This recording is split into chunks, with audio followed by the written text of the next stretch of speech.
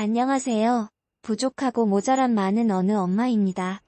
우리 가족은 뭐 넉넉하진 않았지만 그래도 평범하고 단란한 그런 집이었습니다. 남편은 학교 교사였고 저는 가정주부로 집안일을 했지요. 간간히 남편과 다투기도 하고 사춘기 어떤 딸이랑 옥신각신하는 일도 있었지만 그래도 남들이 다 하는 만큼 살았고 남들이 하는 만큼 그럭저럭 잘 지내는 집이었죠. 그 사고가 있기까지는 우리 모두 행복했다고 생각합니다. 그날 친정에 갔다가 집으로 돌아가는 길이었습니다. 저녁 시간쯤 되었는데 고속도로를 쭉 따라가면서 이야기도 나누고 음악도 듣고 그렇게 가고 있었죠. 그런데 뒤에서 불빛이 비치면서 남편이 하더니 꽝, 그게 마지막이었습니다. 제가 정신이 들었을 때는 이미 병원이었어요. 처음에는 어리둥절해서 멍하니 주위를 보는데 저를 보자마자 우리 언니가 아이고 수키야 하면서 나를 막 부둥켜 안고 울더라고요. 뭔가 굉장히 안 좋은 일이 있었던 것 같은데 기억이 잘 나지 않았습니다. 일단 몸을 일어서려고 하는데 갈비뼈며 다리며 팔이며 목이며 안 아픈 곳이 없더라고요. 아파서 억하고 다시 앉았는데 순간 남편이랑 딸이 생각났어요. 애기 아빠는 우리 영희 어떻게 됐어? 사고 난 거야? 하고 묻는데 언니가 눈이 퉁퉁 부어서 아무 말도 못하고 수키야 미안하다 수키야 하고 울기만 하더라고요. 나중에 알게 됐습니다. 남편은 트럭에 실려있던 철골 파편 때문에 크게 다쳐서 그 자리에서 사망했고 우리 딸은 오른쪽 다리가 절단되었다고 하더라고요. 요즘엔 의학 기술이 발달해서 잘린 다리도 붙일 수 있다고 하던데 다리가 손상이 많이 돼서 수술을 받을 수가 없었다고 하더라고요. 제가 이때까지 딸에게 미안한 것이 있을 수도 없을 만큼 많지만 그 당시에 가장 죄스러웠던 건 내가 먼저 기절을 하는 바람에 우리 딸이 자기 잘린 다리를 보면서 의식이 살아있었다는 겁니다. 그때 손 한 번 잡아주지 못했던 게 가슴에 사무칩니다. 구조대가 올 때까지 아이에게 엄마 여기 있다. 엄마 여기 있어. 괜찮아 하고 안심시켜줬어야 했는데 엄마라는 게 간단한 타박상만 입은 주제에 기절을 하고 우리 어린 딸은 다리가 잘렸는데도 의식을 잃지 않고 울고 있었다고 해요. 아이가 성인이 될 때까지도 그 트라우마가 남아서 고생을 너무 했거든요. 그게 너무 가슴에 사무치고 미안합니다. 그 당시 우리 애가 14살밖에 안 되었었어요. 의식을 되찾고 나서 이후의 상황은 지금도 기억이 잘 안 날 정도로 스트레스였습니다. 당연한 얘기지만 시부모님도 울면서 달려오셨었고 정말 수많은 사람이 우리를 찾아왔는데 너무 많이 힘들었나 봐요. 딸은 내내 병원에 있어서 아빠 마지막 가는 길도 못 봤고 저는 그때를 기억하려 해도 선명하게 기억이 떠오르지 않을 정도로 제정신이 아니었습니다. 다만 한 가지 기억이 나는 건 새벽에 우리 남편 영정사진 앞에 앉아서 처음으로 핸드폰을 열었는데 우리 가족 사진이 보여서 그대로 무너져 내렸던 것, 그래서 또 의식을 잃고 쓰러졌던 것, 그런 것들만 생각납니다. 대학교 졸업하고 한 번도 보지 못했던 동창들이 수없이 찾아오고 남편 학교 선생님들, 제자들, 우리 딸 친구들과 선생님들 고마운 사람들이 참 많았는데 제대로 인사도 하지 못했었죠. 그래도 다행인 건 사고가 있은 후 우리 아이는 기특하게도 치료를 잘 받아주었고 어떤 때는 저보다 더 어른스러운 모습을 보여주기도 했습니다. 나중에 성인이 돼서야 저한테 얘기하더라고요. 그 당시에 너무 힘들었는데 엄마 마음이 힘들까봐 말하지 못했다면서 우리 딸은 항상 그런 식이었어요. 속이 깊은 딸이었지만 그게 저는 항상 걱정이었습니다. 한 번쯤 어리광 부리고 때를 써도 좋았을 텐데 어린아이니까 엄마에게 약한 모습을 보여줘도 괜찮잖아요. 우리 딸은 그냥 그런 아이였어요. 아주 어릴 때부터 4~5살 때부터 넘어지기라도 하면 엄마, 난 괜찮아. 엄마 내가 위로해줄게. 하는 아이였죠. 그 어린 나이에 수십 차례 수술을 받고 어느 날은 상처 부위가 괴사되는 극심한 고통 속에서도 괜찮다고 방긋 웃어주고는 했습니다. 그렇게 병원에 수십 차례 오가면서도 열심히 공부한 우리 딸이 대학교에 합격하고 당당히 졸업까지 했을 때 제가 얼마나 많이 울었는지 모릅니다.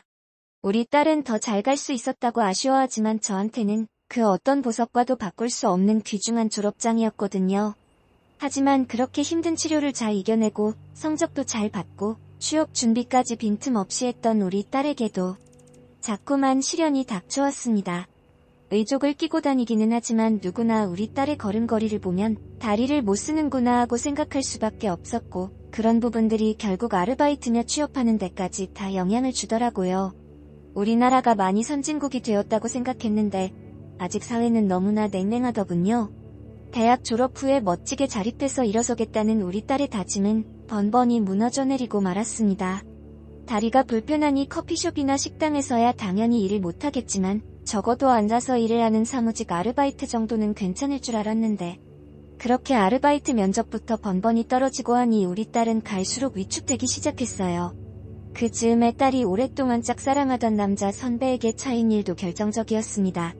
다리 불편한 게 뭐 대수냐며 딸을 스스럼 없이 대하던 친구였고 그래서 우리 딸이 짝사랑하기 시작했었다고 하던데 그냥 착한 사람이 되고 싶었던 건지 우리 딸이 진심을 담아 고백했을 때 그 선배는 굉장히 난처했다는 겁니다.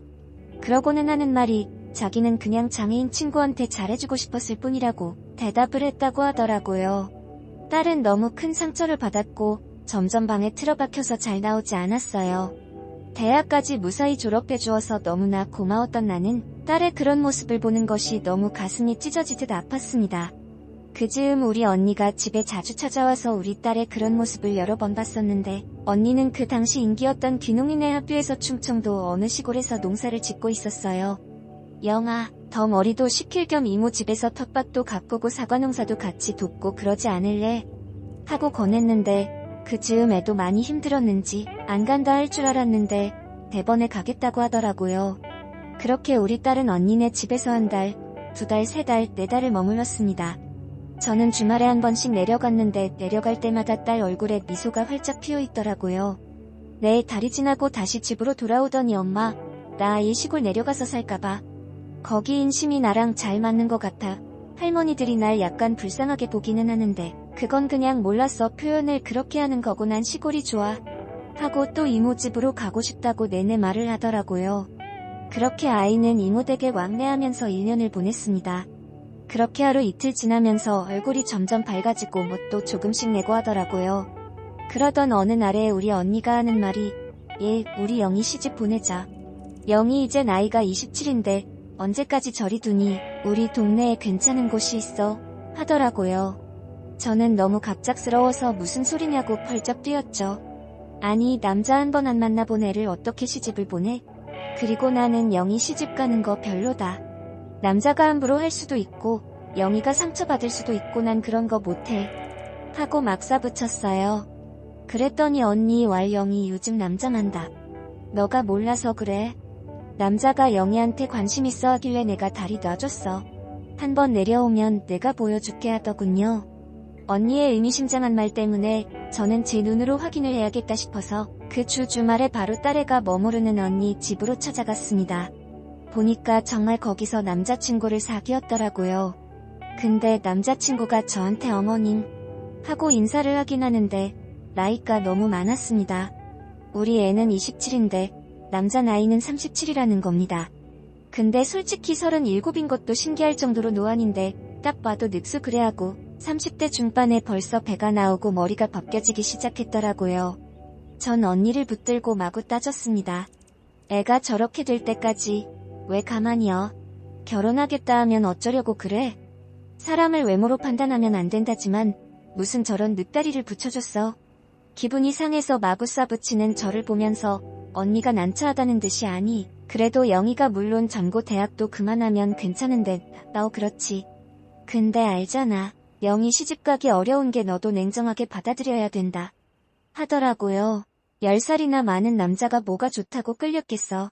남자 보는 눈이 없고 경험이 없어서 그렇지. 그럴 때 이모가 옆에서 하는 일이 뭐야? 조카 시집가기 어려우니까 저만한 놈도 만족해야 된다. 이렇게 생각하지 말고 좀 쳐내줘야 되는 거 아니야? 저는 생각할수록 열이 오르는데 언니가 하는 말이 가관이더군요.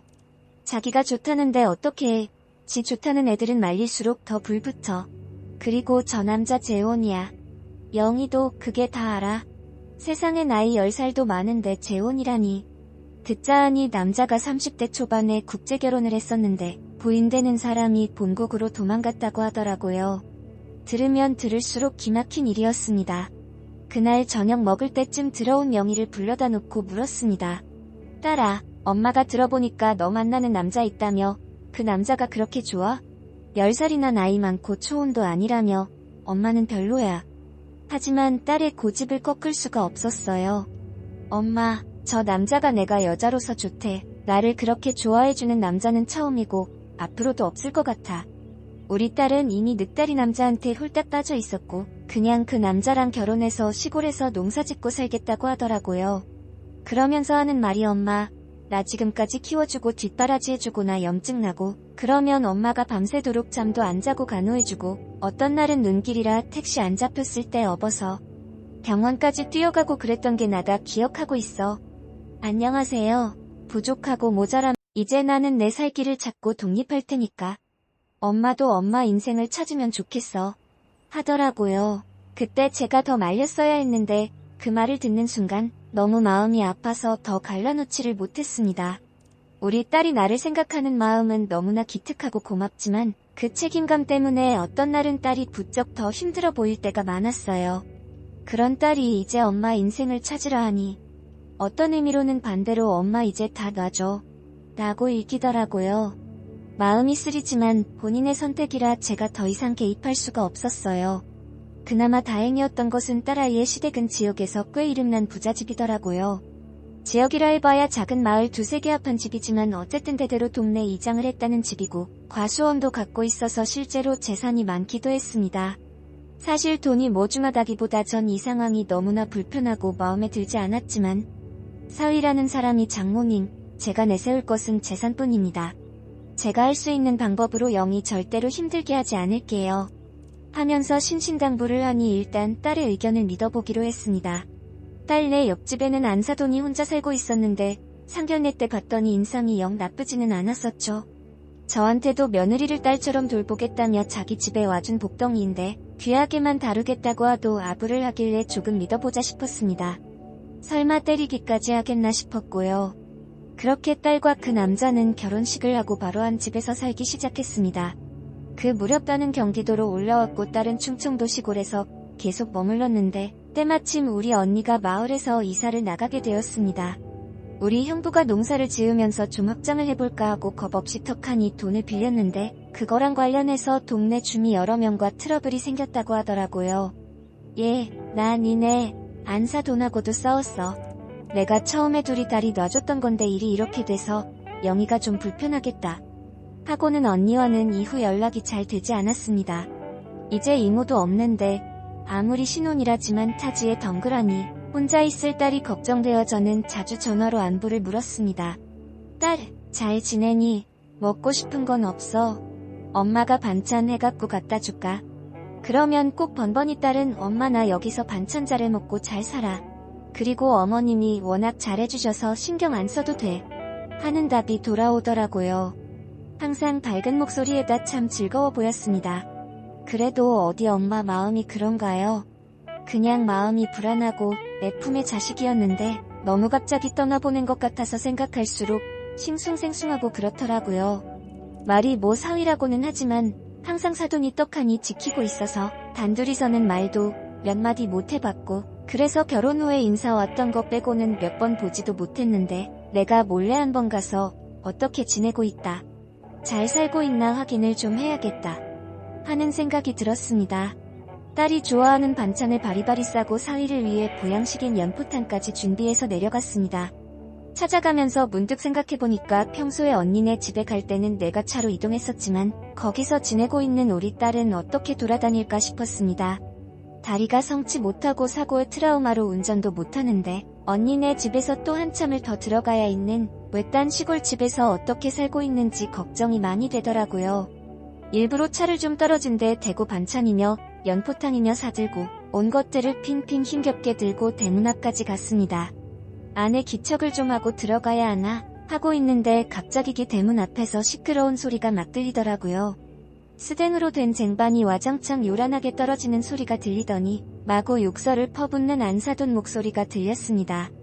다리가 병신이면 행동이라도 똑바로 해야지. 반찬을 왜 이따위로 해가지고 시애미 입맛을 버리게 만들어? 일도 하나 못하면서 맨날 첫날 밥이나 축 내지. 손자 좀 보려고 돈까지 주면서 소개받아 데려왔더니만 씨바지도 못하는 빈 껍데기를 어디 써먹어? 저는 귀를 의심했습니다. 단어 하나하나가 가슴에 확확 와서 박히는데 손이 덜덜 떨리더라고요. 설마 아닐 거야, 다른 사람일 거야 하고 이를 꽉 물고 있는데 우리 딸의 목소리가 들렸습니다. 어머니 죄송해요. 제발 때리지 마세요. 잘할게요. 잘할게요는 무슨 잘할게요. 너 같은 건 맞아야 정신을 차리지. 걔처럼 맞고 나면 또 좀 낫지.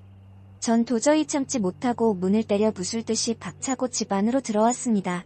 다리도 불편한 우리 딸이 일족도 없이 그 차가운 시멘트 바닥에 무릎을 꿇고 있더라고요. 저는 이성의 끈을 놓아버렸습니다. 한가득 담아온 반찬이며 탕이며 다 여러 재서 벙쪄있는 안사론 얼굴이며 머리에 온통 갖다 부어버렸죠. 눈이 따갑다고 펄쩍펄쩍 고함을 지르고 난리인데 서희라는 놈도 멍하니 나와서 지 얼마 뒤집어 쓴 꼴을 보고만 있더라고요. 그놈도 결국 싸기 같은 놈이었던 거죠. 듣자 하니까 남의 귀한 딸한테 못하는 말이 없네. 뭐가 어쩌고 저째. 전 악에 받친 채 안사돈에게 올라타서 마구 두들겨 패기 시작했습니다. 이를 악물고 뺨이며 머리채를 후려치는데 딸이 귀여워서 저를 말리더라고요. 엄마 그러다 큰일 나겠어요. 제발 그만하세요. 간신히 정신을 차리는데 서희를 보고는 네 엄마가 이렇게 얻어터지는데도 멀거니 서있니? 에라이 한심한 놈. 하고 소리를 꽥 질렀더니 죄송합니다. 하고 그냥 방으로 들어가더라고요. 더 이상 여기 딸을 둘 수가 없었습니다. 전 그 길로 우리 딸을 데리고 집으로 올라와 버렸고 서희에게 전화를 해서 이제 너의 집과 인연 끝이라고 통보를 했습니다. 서희란 놈도 참 얼마나 비겁한지. 이렇게까지 말하는데도 안 해. 할 뿐 별말이 없더라고요. 그렇게 전 우리 딸과 다시 한 지붕 아래 남았습니다. 아무것도 묻지 않았고 아무 말도 하지 않았어요. 그냥 씻고 쉬자고 하고 저녁 먹으면서 연속극 보면서 킬킬 웃고 잠자리에 들었습니다. 그날 밤 우리 딸과 나란히 두었는데 불이 꺼지니 그때서야 아이가 어둠 속에서 훌쩍훌쩍 어린애처럼 울더라고요. 엄마 나 어릴 때처럼 안고 쓰다듬어줘요. 하고 품에 안겨 들어오는데 나도 울컥울컥 눈물이 나서 둘이 꼭 끌어안고 눈물 콧물 다 흘렸습니다. 이제 다 자라서 시집까지 간 아이라 이렇게 다시 안을 수 있을 줄 몰랐는데 미안해서 미안하고 또 미안해서 자꾸 목이 메대요.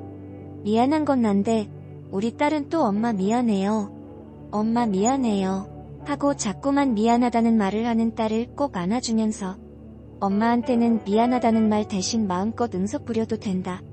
더 사고 이후로 치료할 때도 너무 웃기만 하고 걱정 안 끼치려고 참는 게 보일 때마다 얼마나 속상했는 줄 아니. 엄마들은 딸이 투정도 부리고 어리광도 부렸으면 싶을 때가 있어. 하고 이야기해줬습니다. 딸도 알겠다고 하더라고요. 그 이후로 울 딸은 계속 저와 함께 지내면서 집에서 재택근무하는 아르바이트를 하고 그 집하고는 이혼과 가정폭력 소송하는 중입니다. 알고 보니까 우리 딸이 참 야무진 개. 사람 일이 어떻게 될지 모른다는 생각이 들었다고 폭언이나 맞았던 상처를 사진으로 다 남겨놨더라고요. 자존감이 많이 떨어진 상황에서도 그렇게 증거를 남겨놓을 생각을 했다는 걸 보고 전 또 한 번 울컥하고 말았지요. 저한테는 엄마 속상할까봐 내용을 안 보여준다고 변호사님이랑 둘이서만 이야기한다고 하던데 변호사가 저한테 위자료 많이 받을 수 있을 것 같다고 얘기하더라고요. 그만큼 심하다는 뜻이겠죠. 나는 그 돈 없어도 되니까 우리 딸이 상처 안 받았으면 좋겠다 했습니다. 돌아보면 참 고단하고 긴 여정이었습니다. 사고 이후로 단 한 번도 깊은 잠을 잡은 적이 없던 저는 요즘 우리 딸과 둘이 함께 살면서 잠드는 시간이 참 좋습니다. 어릴 때는 그저 아이의 다리를 치료해야 된다는 생각밖에 없어서 이렇게 더 표현하고 사랑하는 방법에 서툴렀던 것 같았는데 지금은 남들이 이상하게 볼 정도로 우리 딸에게 늘 사랑을 표현합니다. 지금이라도 더 아끼고 귀하게 여기는 법을 배우면서 오래오래 함께 하려고요. 이제 나는 내 살 길을 찾고 독립할